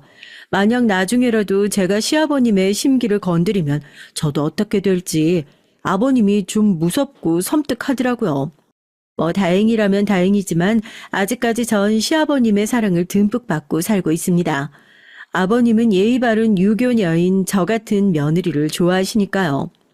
여러분 이건 조금 다른 얘기지만 제 어머니도 얼마 전에 한 많은 종갓집 며느리 생활을 청산하시고 끝내는 친정아버지와 황혼 이혼을 하셨어요. 아버지가 후처를 들으신 것도 이혼의 이유였지만 제 배다른 남동생에게만 모든 재산을 물려주시겠다고 선언하신 것에 어머니가 그만 폭발해 버리신 거예요. 저희 친정아버지는 아직도 살아계신 친할머니를 거역하지 못하고 눈치만 보다가 결국 제 동생에게만 모든 권한과 재산을 물려준다고 유언장에 공증을 받아버리셨거든요. 제 언니와 전 그 소식을 듣고 정말 어처구니가 없었어요. 그리고 그 심정은 제 어머니도 마찬가지였습니다. 예, 진영아, 나 이제 그만할란다. 35년을 종부 며느리로 살았는데 그년의 자식놈한테만 재산 주고 그럼 난 그 모진 세월을 무엇으로 보상받니? 너도 알지? 네 친할머니가 어떤 분이신지. 그 노인네 찔러도 피 한 방울 안 나올 양반이야. 그년이랑 그 아들놈한테 홀라당 넘어가서 너랑 네 언니 결혼할 때도 돈 한 푼도 보태주지 않았잖니. 네 언니한테도 전화해봤는데 당장 이혼하라더라. 너도 그런 생각이니? 이거 네 아버지가 잘못한 건 맞지? 그래요, 엄마. 그 잘난 종갓집 뭐가 좋다고 그렇게 고생하면서 살았는지 몰라. 나도 그런 거 다 부질없다고 생각 들어요. 결혼해서 살아보니까 무조건 착하기만 해선 안 되겠더라고요. 할 말 있으면 다 하고 권리 주장할 건 해야 시댁 어른들도 날 무시하지 못하지. 이번에 동서 이혼당한 거 보고 나도 엄마 생각 많이 했어. 엄마, 아빠랑 친할머니밖에 없는 세상에서 얼른 나와요. 우리 집 근처로 와서 살자, 응? 늙음하게라도 행복해야지.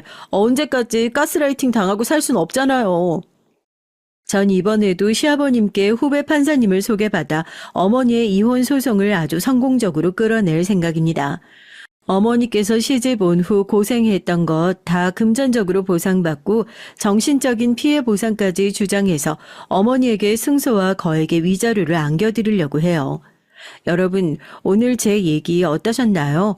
전 이번 일로 느낀 것이 있어요. 사람은 그 행위대로 보상받고 벌도 받는다는 사실이요. 이건 변할 수 없는 진리인 것 같습니다. 전 판사 시아버지 덕에 통쾌하게 못된 동서에게 복수라도 했지만 아직도 더럽고 치사한 시댁살이를 하시거나 동서나 형님에게 고통받고 있는 이 시대의 며느리들이 계시겠죠. 전 감히 참지 마시고 일어나라고 말씀드리고 싶어요. 나만 참으면 평화가 올 거야. 내가 희생하면 돼. 이런 생각과 말이 사람의 정신을 파고들어 세뇌를 당하게 하고 좀먹게 만들어서 결국 화병이 생기고 마니까요. 즐겁고 행복하게 살아도 짧은 인생 아니겠어요?